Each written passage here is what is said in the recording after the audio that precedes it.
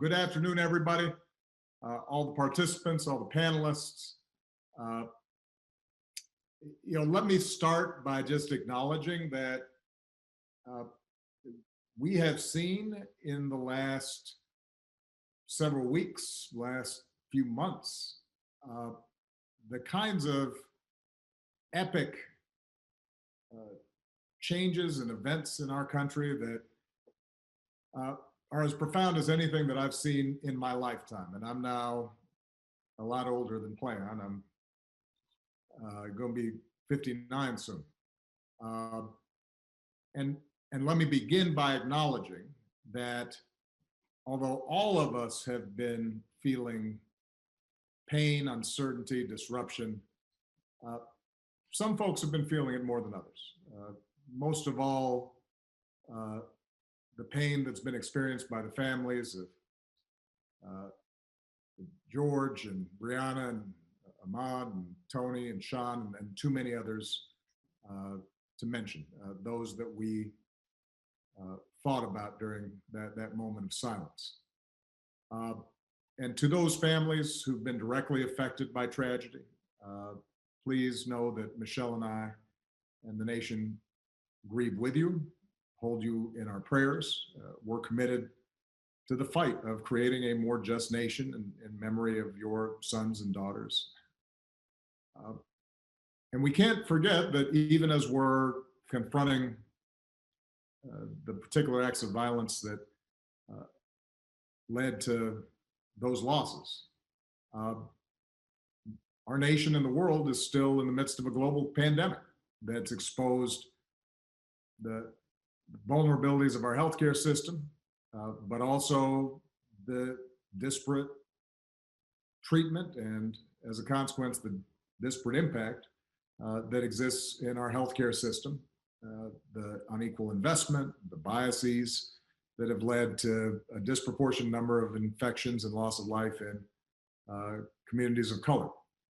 So, in a lot of ways, what has happened over the last several weeks is challenges and structural problems here in the United States have been thrown into high relief. Uh, they're the outcomes not just of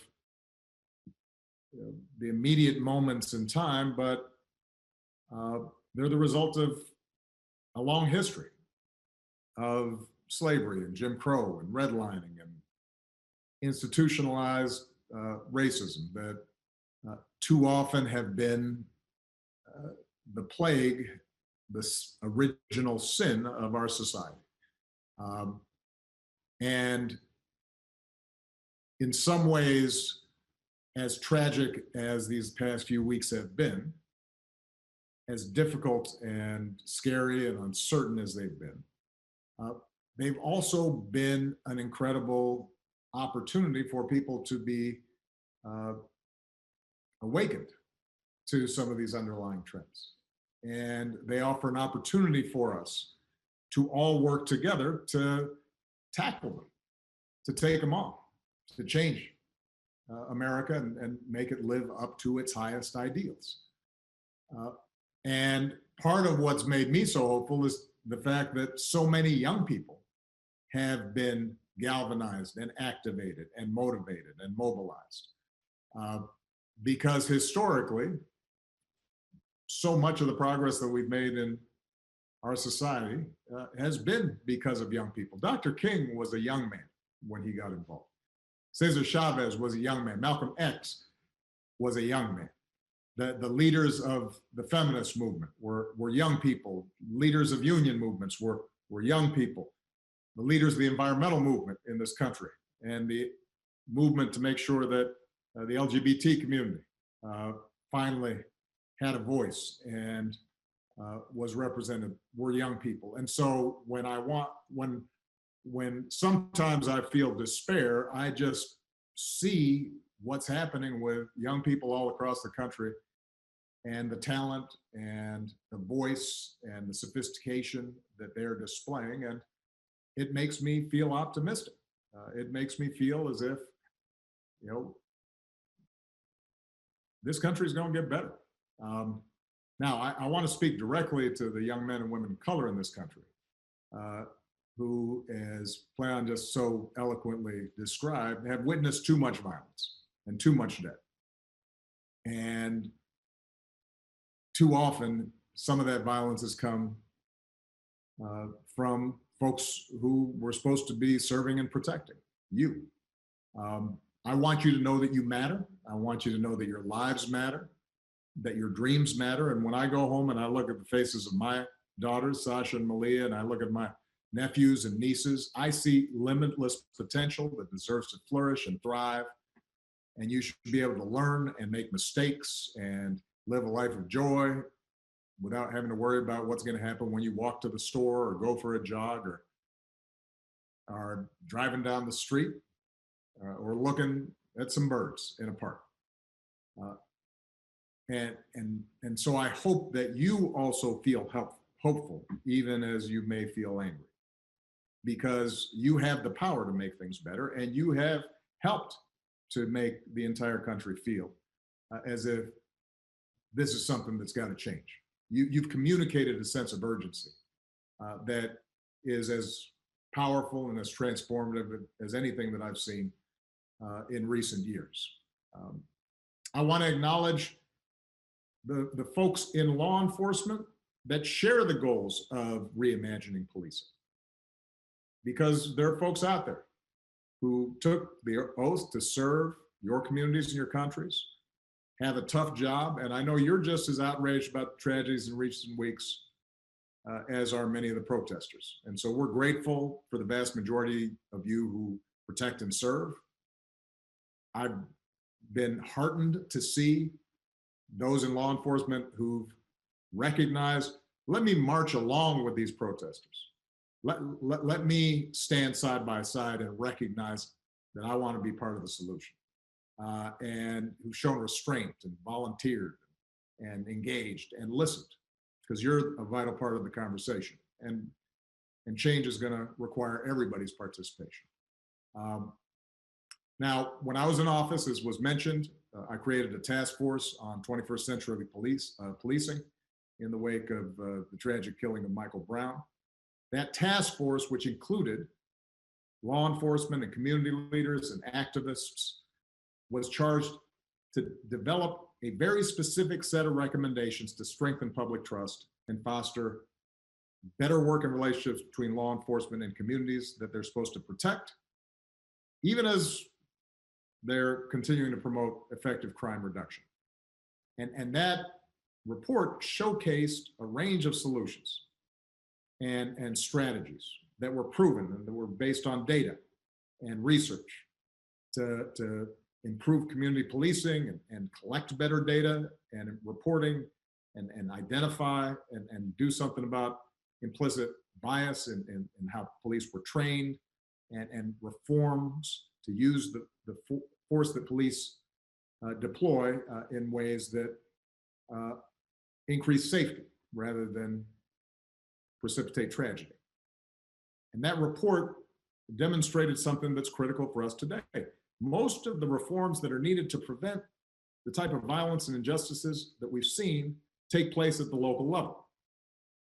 Now, reform has to take place in more than 19,000 American municipalities, more than 18,000 local enforcement jurisdictions. And so as activists and everyday citizens raise their voices, we need to be clear about where change is going to happen and how we can bring about that change. It is mayors and county executives that appoint most police chiefs and negotiate collective bargaining agreements with police unions. And that determines police practices in local communities. It's district attorneys and state's attorneys that decide typically whether or not to investigate and ultimately charge those involved in police misconduct. And those are all elected positions. And in some places, they're police community review boards with the power to monitor police conduct. Those oftentimes may be elected as well. The bottom line is, I've been hearing a little bit of chatter in the internet about voting versus protest, politics and participation versus civil disobedience and direct action. This is not a either or. This is a both and. To bring about real change, we both have to highlight a problem and make people in power uncomfortable, but we also have to translate that into practical solutions and laws that can be implemented and we can monitor and make sure we're following up on. So, very quickly, let me just close with a couple of specific things. What can we do? Number one, we know there are specific evidence-based reforms that, if we put in place today, would build trust, save lives, would not show an increase in crime. Those are included in the 21st Century Policing Task Force report. You can find it on obama.org.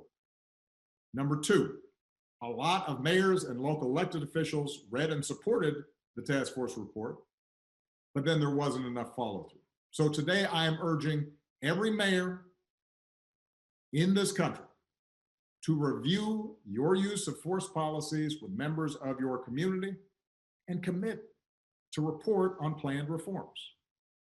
What are the specific steps you can take? And I should add, by the way, that the original task force report was done several years ago. Since that time, we've actually collected data, in part because we implemented some of these reform ideas. So we now have more information and more data as to what works. And there are organizations like Campaign Zero and Color of Change and others that are out there highlighting what the data shows, what works, what doesn't in terms of reducing incidents of police misconduct and violence.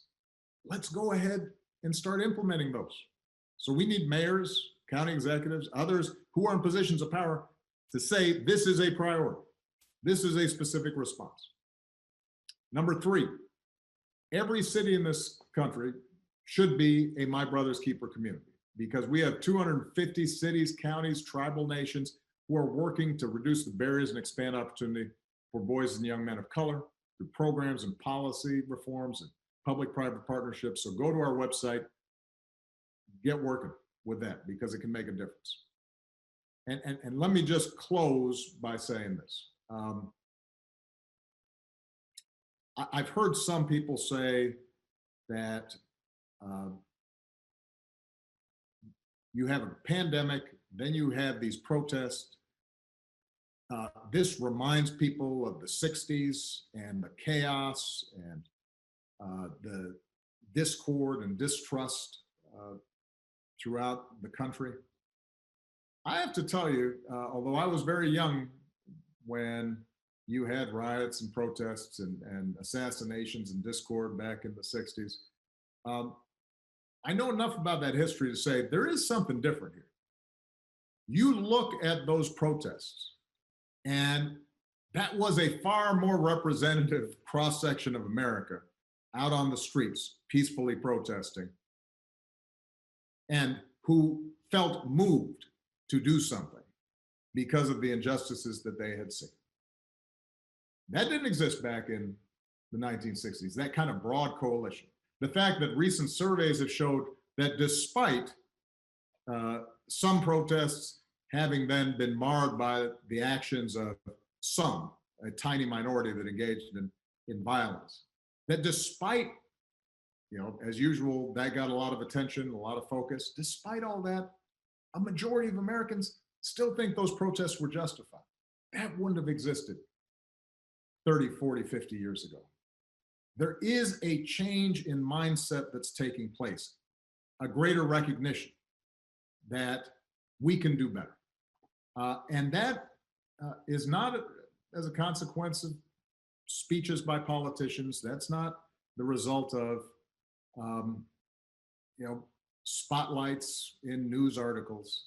That's a direct result of the activities and organizing and mobilization and engagement of so many young people across the country who put themselves out on the line to make a difference. And so I just have to say thank you to them and for helping to bring about this moment, and just make sure that we now follow through.